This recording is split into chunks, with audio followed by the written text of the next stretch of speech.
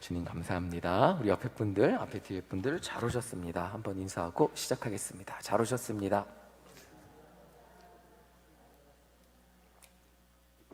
잘 오셨습니다. 네. 진짜 잘 오셨습니다. 네, 오늘은 이거 원래 이렇게 하면 안 된다고 하는데 저희 안에 칭찬을 하면서 시작하려고 합니다. 말도 안 하고 제가 제 마음대로 하는데 사진 한번 보여주세요. 무슨 칭찬이냐면 저희 군대에 있을 때 사진이에요. 정찬이 나이 만할 때, 변민수 나이 만할 때예요. 박정삼이 저기 20대. 벌써 한 18년 전이에요. 저 때랑 지금이랑 별 차이 안 나는 것 같아 보여도 18년입니다, 여러분들. 좋은 아우는 18년 전에 30대셨죠. 그렇죠, 그렇죠, 그렇죠. 이렇게 굉장히 전인데 어쨌든 제가 군대에 있을 때 저희 아내는 경기도 안성에서, 저는 연천이었어요. 경기도래도 끝과 끝이잖아요, 안성하고 연천은. 근데 아버지 차, 장인어른 차를 소나타2, 그 당시 소나타2를 몰고 막 3시간씩 걸려서 면회를 왔습니다. 제가 생각해도 참 저를 자주 만나러 왔어요. 그리고 제가 제대할 때까지 저를 기다려 주었습니다. 대단하죠? 이거 칭찬하려고 그런 거예요. 맞아. 근데 제대하니까 저랑 아내랑 1월부터 3월까지 왜 그렇게 싸우는지 모르겠는데 맨날 싸웠어요. 전화만 하면 싸우고 만나면 싸우고 싸우다 집에 가고.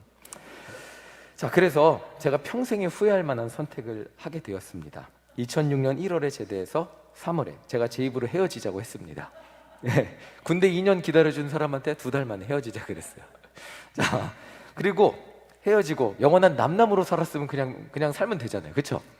근데 그리고 안 보이는 데서 욕먹고 그 자식 나쁜 자식이야, 맞아, 막 이러면서 박정사모도 아마 딴 남자랑 결혼해서 저를 욕하며 살았을 텐데 저와 아내는 다시 만나서 2008년 2월에 결혼했습니다. 사진 보여주세요. 이렇게 결혼했어요. 2008년 2월. 말도 안 하고 제가 제 맘대로 사진 다 갖다 쓰고 있는데 자, 물론 지금 저는 전혀 결혼에 대한 후회가 1%도 없습니다. 군대 기다려준 여자친구한테, 근데 이거는 결혼할 거면 헤어지지 말걸, 괜히 헤어지자 그래갖고 항상 뭐만 나오면 네 아빠가 헤어지자 그랬지, 이런 그 약점을 잡혀 사는 듯한 그런, 그렇게 살고 있습니다. 이 젊은이부 설교할 때도 제가 군대 갔다 왔다 헤어지자고 했어요. 그러면 그 청년들이 저를 쳐다보는 눈빛이, 야, 저런 나쁜 놈이 있나, 이런 눈빛을 굉장히 분위기가 싸해지는 그런 느낌을 가지고 평생 미안함을 가지고 살게 됐습니다. 그때 한 번만 헤어지자고 안 했으면 평생 미안함을 안 가지고 살아도 되는데 그 선택 때문에 미안함을 가지고 살게 됩니다. 사실 지금은 좀 그렇게까지 미안함이라기보다는 그냥 지아가 와서 물어봐요. 아빠 왜 헤어지자 그랬어? 그러면 야, 몰라 아빠도 왠지 뭔가 약점을 가진 듯한 그런 거 있잖아요. 그렇게 살고 있습니다. 자, 제가 이 이야기로 말씀을 시작하는 이유가 있어요. 우리가 예수님을 믿고 구원을 받는 것이 이와 같다는 거예요. 인간을 창조하신 하나님의 사랑을 인간이 죄를 짓고 떠났어요. 하나님이 너무 여러분들을 사랑하시는데 우리가 죄를 지음으로써 하나님을 떠났어요. 하나님하고 헤어지자고 한 것과 똑같아요. 인간이 죄를 지으니까 어땠어요? 하나님의 낯을 피하여 숨었다고 하잖아요. 하나님을 떠난 거예요. 그런데 예수님의 십자가 사랑으로, 십자가 용서로 구원받게 되었어요. 마스크 벗고 하겠습니다. 어쩐지. 여기에서 우리가 중요하게 생각해야 하는 것이, 마치 내가 예수님을 믿었으니까, 내가 믿으니까 뭔가 내가 이게 예전에 잘못했던 것, 죄 지었던 것 같이 떳떳하게 돼서 이게 잘한 행동이 되어서 내가 예수님 믿어준 게 마치 내가 예수님 믿어줬으니까 대단한 것처럼 돼서 내가 그 믿은 행동으로 우리가 죄를 용서받은 것이 내가 믿은 대가인 것처럼 당당해지면 안 된다는 것입니다. 다시 한번 예를 들어본다면, 제가 군대를 기다려준 아내와 다시 만나서 결혼했다고 해서 군대를 2년이나 기다려준 여자친구에게 헤어지자고 했던 마음을, 했던 그 미안함과 잘못한 것이 사라질까요? 사라지지 않을까요? 사라지진 않잖아요. 그거에 대한, 그렇죠? 결혼했다고 해서. 자, 여기에서 중요한 것이 있다면, 제가 잘못을 하고 실수를 했다고 할지라도 저희 아내가 저의 이런 행동을 용서하고 받아주었기에 다시 만나서 결혼하고 아이를 3명까지 낳으면서 행복하게 살고 있다고 해피엔딩으로 끝났다는 것입니다. 이와 같이 어디까지나 우리는 예수님의 십자가 사랑으로 하나님께 용서받은 사람이에요. 여러분들의 잘못을 다 하나님이 없다고 해주시는 거지, 내가 그거를 하나님 앞에, 하나님 내가 회개했으니까 이제 이전의 잘못은 나는 몰라요 라고 할 수는 없다는 거죠. 나 같은 죄인을 살리신 그 하나님의 은혜와 감격을 기억하며 감사를 해야 되는 것이 인간의 몫이라는 거죠. 용서받은 자의 몫이라는 거죠. 자, 그저 우리는 나를 용서해 주시는 예수님의 손을 붙잡은 것에 내가 죄인이어도 여전히 나를 사랑해 주시는 예수님께 돌아간 것에 불과하다는 거예요.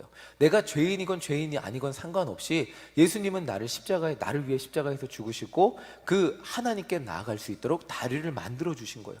그리고 예수님을 통해 하나님은 우리를 받아주신 거예요.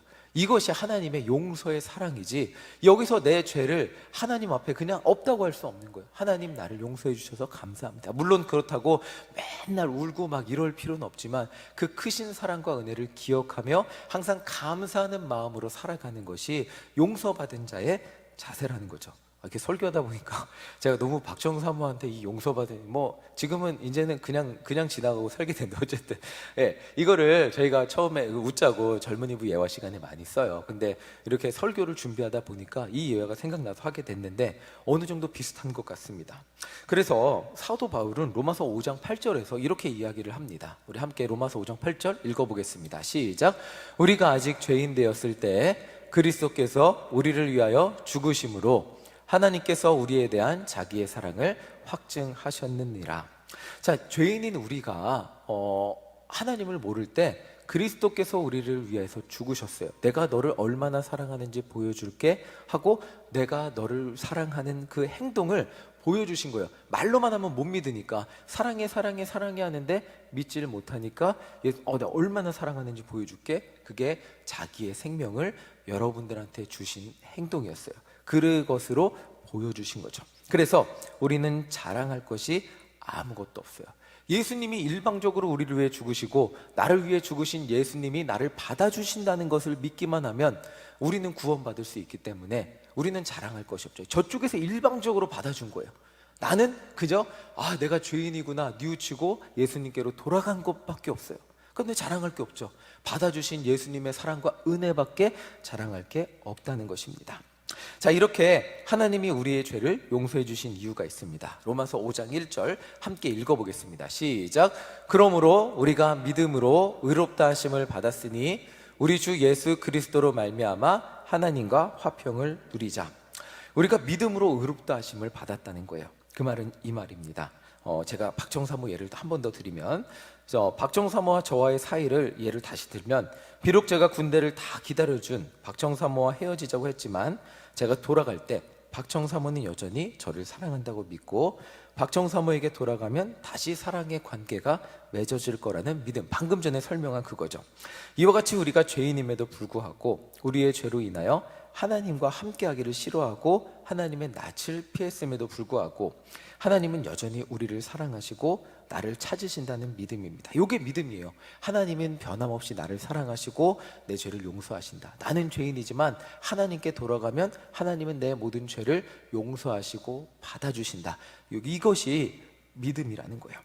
그래서 하나님이 나를 사랑해 주셨기 때문에 예수님이 나를 위해 이 땅에 오셨고 나의 죄 대신에 죽어주셨다는 것을 믿으면 우리는 하나님이 다시 나를 받아주실 것이라는, 하나님께 돌아갈 수 있다는 것을 믿는 것이 믿음이라는 거예요. 마치 내가 믿어서 하나님 내가 믿었으니까 내가 이 정도면 용서받을 수 있자, 이 주님 앞에 죄가 없지 않아요? 믿어서 내가 죄가 없다고 당당해지는 게 아니고 저쪽에서 너는 이제 죄 없는 사람으로 불러줄 거야 라고 의인이라고 불러주시니까, 그게 칭의예요. 불러주시니까 우리는 하나님 앞에 죄 없다 하심을 선포받는 겁니다. 하나님의 사랑은 변함없으니까 우리는 예수님의 십자가를 믿으면 하나님께 돌아갈 수 있게 된다는 것입니다. 받아주는 쪽이 받아주니까 가는 거지 내게 자격이 생겨서 가는 게 아니에요. 이걸 정확히 알아요. 받아주는 쪽이 받아주니까 가는 거예요. 하나님이 여러분들을 받아주시니까 가는 거예요. 그러니까 모든 것이 뭐라고 고백하죠, 여러분? 은혜인 거예요.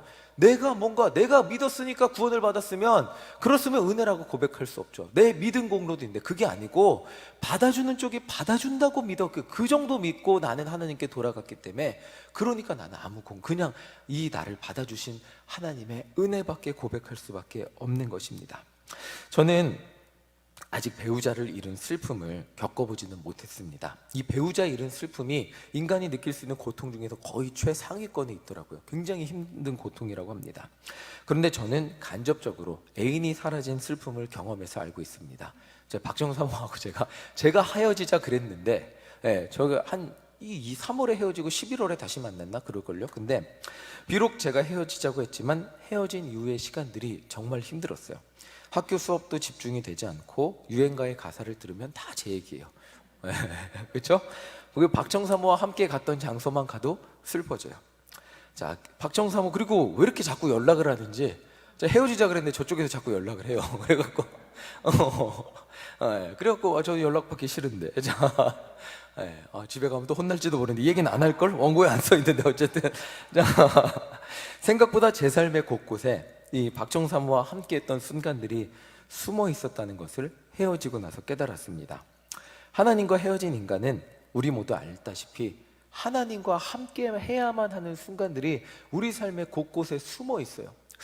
곳곳에 숨어 있어요. 그런데 하나님 없이 살려고 하다 보니까 만족이 되지 않잖아요. 우리 이거 매번 설교 들어서 아시잖아요.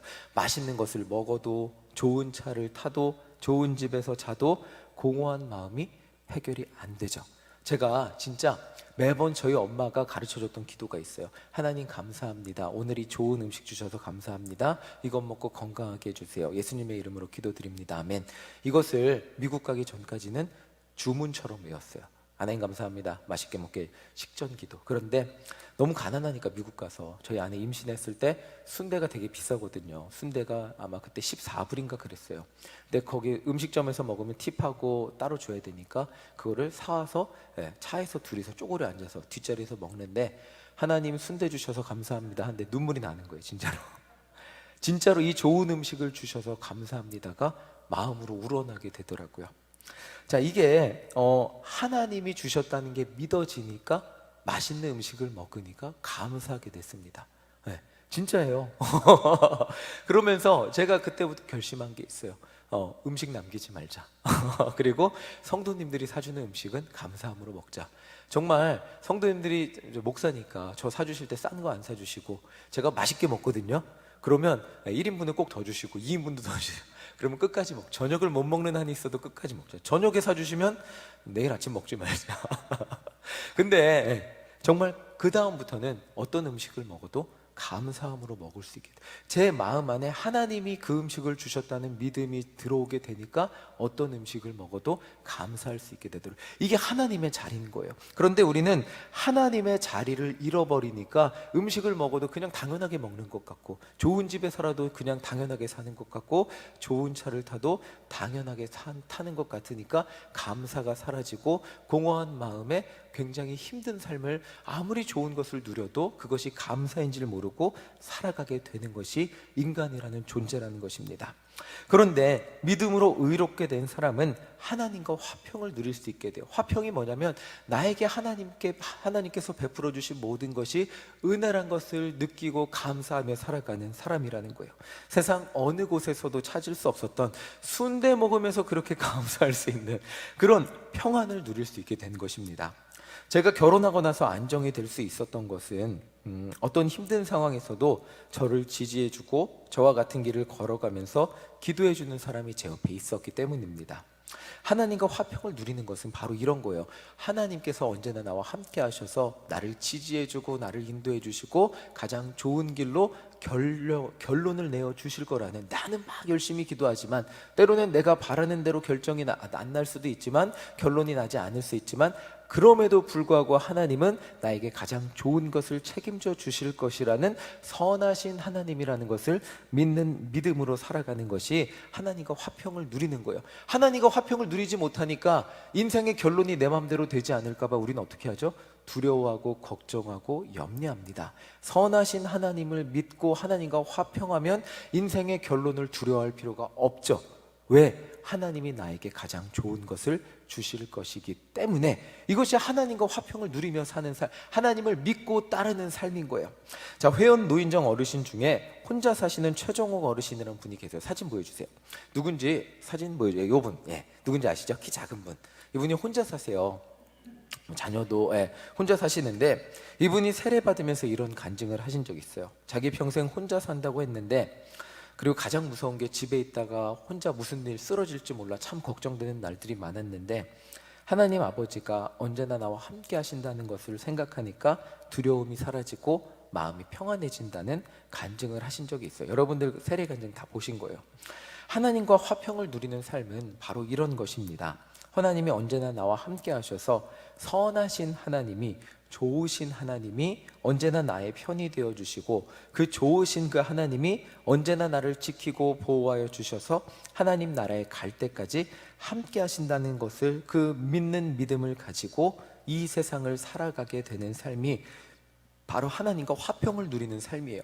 그 화평을 누리지 못하니까 방금 말씀드렸죠, 두려워하고 걱정하고 염려합니다. 왜? 미래를 맡기지 못하니까. 미래를 맡기면 우리의 삶이 평안해진다는 거죠. 실제로 사도 바울은 예수님을 만나기 전 정말 열심히 율법을 지키며 살았어요. 그런데 그의 삶에는 화평이 아닌 분노와 정죄, 심판이 자리 잡고 있었습니다. 로마서 5장 20절 함께 읽어보겠습니다. 함께 읽겠습니다. 시작. 율법이 들어온 것은 범죄를 더하게 하려 함이라. 그러나 죄가 더한 곳에 은혜가 더욱 넘쳤나니. 사도 바울은 스스로 율법을 완벽하게 지킨다고 생각하고 살았어요. 그런데 그의 삶에는 정죄, 심판, 죽음이라는 열망만 있었어요. 내가 생각하는 그 기준을 지키지 못한 사람들은 다 죽어 마땅한 사람들이었거든요. 율법을 통해서 세상을 보았을 때 세상은 온통 정죄의 대상이었고 심판의 대상이었을 뿐이에요. 저보다 못난 사람은 다 죽어 마땅한 거예요. 그런데 자신이 예수님을 만나고 보니 자신이 사람들을 정죄하고 파괴했던 그런 사람, 예수님을 만나고 보니까 내가 정말 오히려 죄인이었음을 깨닫게 된 거예요. 로마서 5장 6절 함께 읽어보겠습니다. 시작. 우리가 아직 연약할 때에 기약대로 그리스도께서 경건하지 않은 자를 위하여 죽으셨도다. 예수님이 경건하지 않았던, 자신과 같았던 사람을 위해서 죽으셨다는 것이 깨달아지고 인정이 되었을 때 사도 바울이 비로소 이 고백을 할 수 있게 됐다는 거예요. 로마서 5장 8절 함께 읽어보겠습니다. 함께 읽겠습니다. 시작. 우리가 아직 죄인 되었을 때 그리스도께서 우리를 위하여 죽으심으로 하나님께서 우리에 대한 자기의 사랑을 확정하셨느니라. 사도 바울은 한평생 하나님을 인간의 능력으로 사랑해야 된다고 그렇게 착각하며 살았어요. 내가 열심히 율법을 지키는 게 하나님을 사랑하는 것이라고 생각하고 살았는데 그것이 아니었다는 거죠. 내가 하나님을 사랑하고 하나님을 위해 산다고 착각했는데 내 살아온 길을 되돌아보니 지금 내가 돌아볼 때 내 삶은 잘못되었다는 것을 깨닫고, 지금 내가 바라보고 있는 것은 오직 예수님의 사랑밖에 없다는 것을 고백할 수밖에 없었다는 거예요. 결국 사랑은 율법의 날카로운 기준과 판단과 정죄가 아닌 용서와 용납을 통해서만 나타날 수 있는 것임을 사도 바울은 자신의 삶을 통해서 경험하게 되었고, 이제 이 진리를 전하기 위해 살게 되었다는 거예요. 사도 바울이 예수님을 만나기 전 삶이 어떤 삶이었는지 한 번만 더 볼게요. 사도행전 9장 1절입니다. 함께 읽겠습니다. 시작. 사울이 주의 제자들에 대하여 여전히 위협과 살기가 등등하여 대제사장에게 가서 율법을 가장 잘 지켰어요. 그리고 하나님 말씀을 제일 잘 따랐어요. 그런데 어때요? 뭐가 가득해요? 위협과 살기가 등등했어요. 이게 하나님 뜻대로 가장 잘 산다고 생각했던 사울이라는 사람이 가졌던 마음이에요. 위협과 살기가 가득했어요. 그 사람 마음이 어떨까요? 그 인생이 행복할까요? 마음 안에 살기가 가득한데, 마음 안에 율법을 지키지 못하는 사람들에 대한 분노가 가득한데 그 사람의 삶이 행복할까요? 감사가 넘칠까요? 은혜가 넘칠까요? 아니죠. 정죄와 심판과 분노만 넘칠 뿐입니다. 그렇다면 분노와 미움, 증오, 이런 것들이 그 마음 안에 넘치는 삶이 어떤 삶일까요? 마음 안에 막 불이 타오른다면 여러분들은 타올라 보셔서 알죠. 그것이 사람의 정상적인 마음일까요? 아니죠. 아니었다는 거예요. 내가 그렇게 사는 게 하나님 위해서 열심히 사는 거라고 생각했는데 내 마음은 절대로 평안하지 않았습니다. 그런데 예수님을 믿고 보니까 나는 예수님의 은혜로 하나님과 화해하게 되었고, 화해한 내 삶은 그제서야 비로소 내 마음 안에 평안이 찾아오게 되었다는 거예요. 로마서 5장 11절 읽어보겠습니다. 5장 11절 함께 읽겠습니다. 시작. 그뿐 아니라 이제 우리로 화목하게 하신 우리 주 예수 그리스도로 말미암아 하나님 안에서 또한 즐거워하느니라. 율법을 지키고 살 때는 이 즐거움이 없었어요. 하나님 믿고 사는 즐거움이 없었어요. 율법을 지키냐 지키지 못하냐라는 긴장 속에서 나도 지키지 못하는 사람이 될까봐, 또 다른 사람도 지키지 못하는 사람을 감시하고 정죄해야 되기 때문에 마음의 여유가 하나도 없었어요. 그런데 예수님의 은혜를 경험하고 보니까 하나님의 사랑을 즐거워하는 삶을 살 수 있게 된 게 사도 바울의 삶이라는 거예요. 이게 굉장히 중요합니다. 규칙과, 지난주에 말씀드렸지만 규칙을 지키며 살려고 하면 우리 안에는 여유가 사라지게 되어 있습니다. 그런데 나를 용서해 주시는 그 은혜를 경험하며 살게 되면 우리 안에 그 은혜 때문에 즐거움을 느끼게 되고 감사를 느끼게 되고 그 감격을 누리며 살게 된다는 거죠. 제가 이 시간 여러분들에게 여쭤보고 싶습니다. 여러분들 그 은혜의 감격과 감사가 넘치십니까? 나를 구원하신 그 감격과 감사가 넘친다면 그리스도인의 그 기쁨과 은혜를 누리며 살아가는 것입니다. 그 기쁨과 은혜가 넘쳐나는 우리 모두가 되시기를 간절히 소망합니다. 로마서 5장 3절 4절을 함께 보겠습니다. 우리 함께 읽겠습니다. 시작. 다만 이뿐 아니라 우리가 환난 중에도 즐거워하나니 이는 환난은 인내를, 인내는 연단을, 연단은 소망을 이루는 줄 알미로다. 실제로 예수님 영접하기 전 바울은 환난이 없었어요. 자기가 환난을 주는 사람이었죠. 오히려 그런데 예수님 믿고 영접하고 예수님 위해 살다 보니까 환난을 당하고, 아니 환난에 매 순간 각오하면서 사는 삶을 살 수밖에 없게 되었습니다. 그런데 사도 바울은 엄청난 말을 하고 있어요. 환난 중에도 즐거워한대요. 이 중에 환난을 즐거워하시는 분이 있을 수 있을까요? 저는 환난을 좋아하지 않습니다. 좋아하지 않죠. 좋아하는 사람이 대체 이 말이 무엇일까요? 요거를 설명하기 위해 한참을 생각하고 성경을 찾고 대체 이 말이 무엇일까? 누구나 고난당하는 것을 싫어하고 고난당하지 않기 위해 기도하고 고난당할 때 가장 열심히 기도해서 고난을 벗어나게 해달라고 눈물 흘리는데 대체 이 말이 무엇일까요? 사도행전 16장 22절 함께 읽어보겠습니다. 시작. 무리가 일제히 일어나 고발하니 상관들이 옷을 찢어 벗기고 매로치라 하여. 자, 이 사도 바울은 이 장면이 뭐냐면 복음을 전하다가 점치는 귀신을 쫓아주고 점치는 사람의 주인에게 고발당한 장면입니다. 그래서 누명 써서 얻어맞고 감옥에 잡힌 장면입니다. 복음을 전하니까 이전에는 이런 일을 당할 걱정이 없었어요. 그런데 지금 예수님 전하면서 복음을 전하다 보니까 오히려 억울한 일도 당하고 고난을 당하고 매도 맞고 감옥에도 갇히게 되었습니다. 억울하지 않을까요? 예수님 안전하고 사는 게 차라리 낫지 않을까요? 그런데 사도 바울은 여기에서 포기하지 않고 감옥에서 찬송을 했습니다. 다 아는 얘기시죠? 그때 기적이 일어났죠. 사도행전 16장 25절 26절 함께 읽겠습니다. 시작. 한밤중에 바울과 실라가 기도하고 하나님을 찬송하며 죄수들이 듣더라. 이에 갑자기 큰 지진이 나서 옥터가 움직이고 문이 곧 다 열리며 모든 사람의 매인 것이 다 벗어진지라. 환난 중에 인내하고 포기하지 않고 찬양할 때 자기들이 그 붙잡고 있는 감옥이 무너지는 것, 그리고 쇠고랑이 풀어지는 것을 경험하게 되었습니다. 이 연단을 통해 이들이 배우게 되는 게 있었어요. 복음을 전하면 감옥도 그들을 가두지 못한다. 이것 이상이었어요. 사도행전 16장 33절입니다. 함께 읽겠습니다. 시작. 그 밤 그 시각에 간수가 그들을 데려다가 그 맞은 자리를 씻어주고 자기와 그 온 가족이 다 세례를 받은 후, 이 간수가 놀라운 기적이 일어났어요. 뭐냐면 때렸어요. 그 때린 간수가 맞은 자리에 약을 발라주고 씻어주고 그리고 그 집이 구원 다 세례를 받는 놀라운 역사가 일어났습니다. 이런 경험을 하면서 살게 되니까 사도 바울은 고난 가운데 인내하게 되는 거예요. 그냥 참는 게 아니에요. 고난 가운데 매 맞아도 나 예수님 전하니까 매 맞아도 참을 거야 이게 아니고, 고난 가운데 인내하면 그 인내 가운데 분명히 하나님의 역사의 열매가 나타난 것을 이 사도 바울이 경험을 하니까 고난 가운데 인내하는 거예요.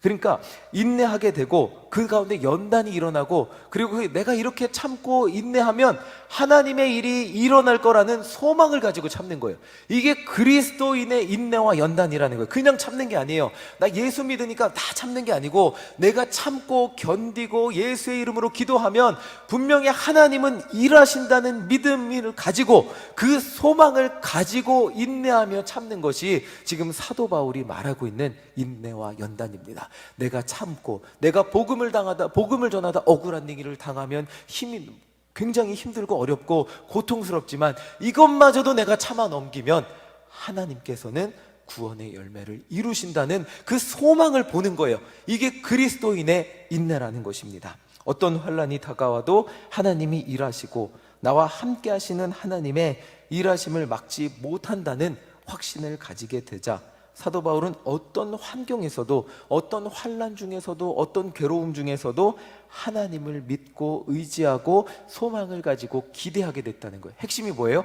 기대하게 됐다는 거예요. 중요한 겁니다. 우리 안에 고난이 찾아오고 어려움이 찾아오면 그때 우리가 바라봐야 될 것이 뭡니까? 고난입니까?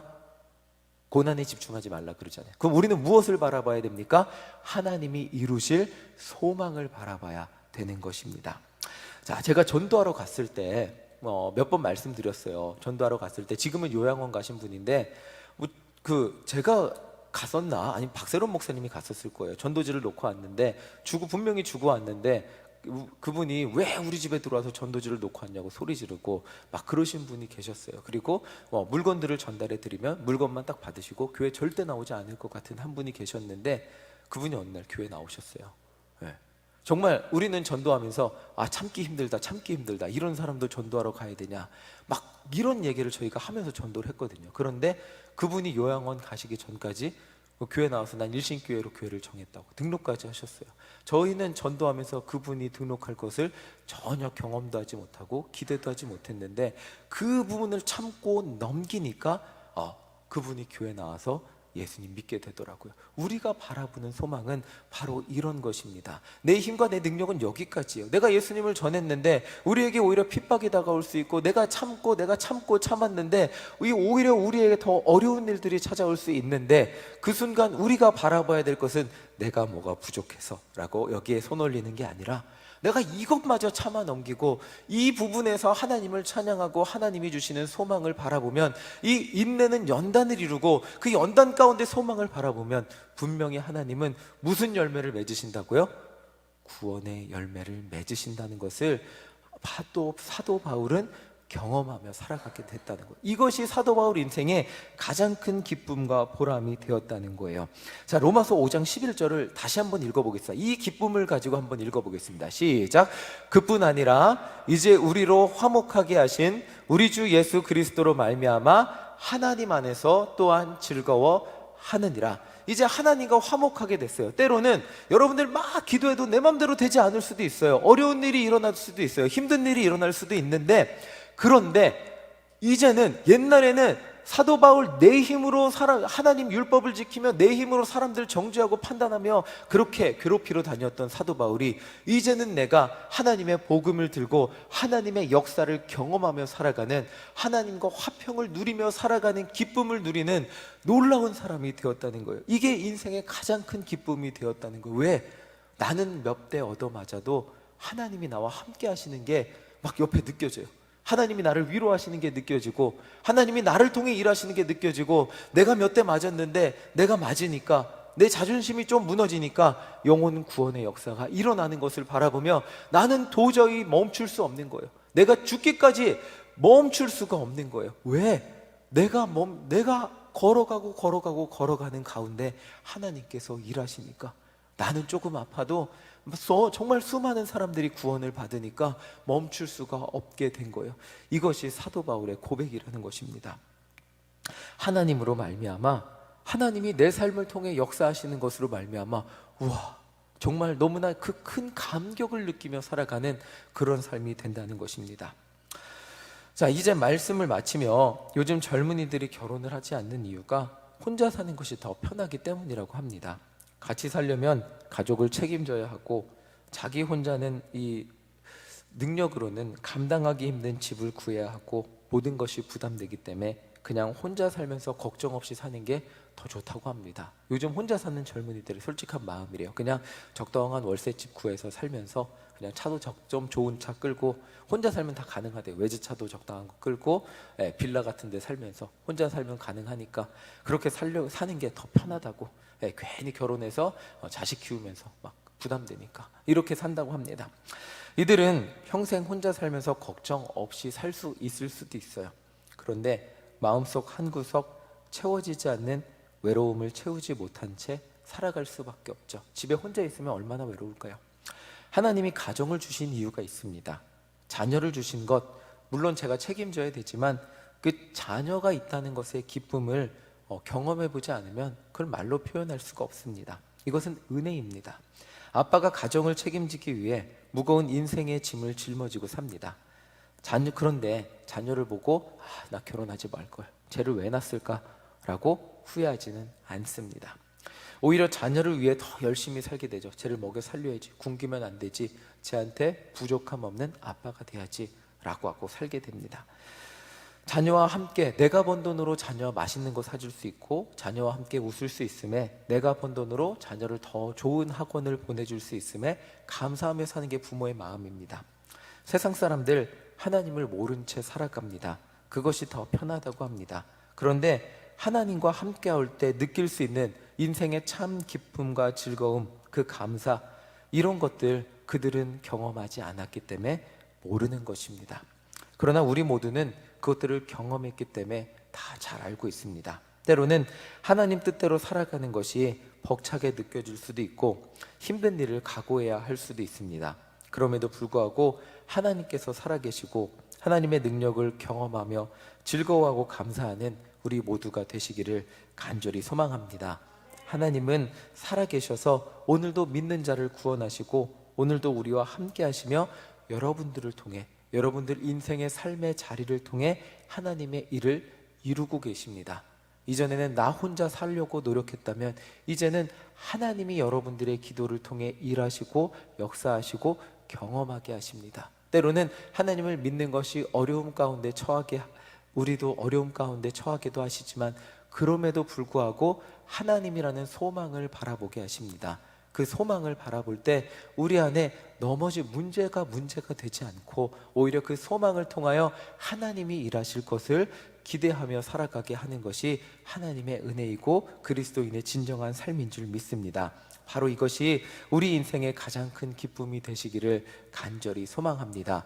하나님과 화평을 누리는 것, 오늘도 하나님 앞에 내 미래를 맡길 수 있음에 내가 원하는 대로 항상 평안한 일이 일어나지 않아도 때로는 매를 맞기도 하고 때로는 서럽기도 하고 때로는 눈물이 나기도 해도 하나님 앞에 기도할 수 있잖아요. 그렇죠? 기도할 수 있는데 그 기도하면서 하나님이라는 소망을 바라보며 결국 우리의 인생을 영혼 구원이라는 그 승리함으로 인도해 주시는 하나님을 바라보며 하나님 손 붙잡고 승리하는 우리 모두가 되시기를 간절히 소망합니다. 아멘. 우리 이 시간 함께 찬양하겠습니다. 오신실하신 주 함께 찬양하겠습니다. 393장입니다. 하나님 언제나 나와 함께 하시고 우리의 삶을 승리로 인도하여 주시옵소서. 하나님과 화평한 인생 살기 원합니다. 우리 함께 찬양하겠습니다.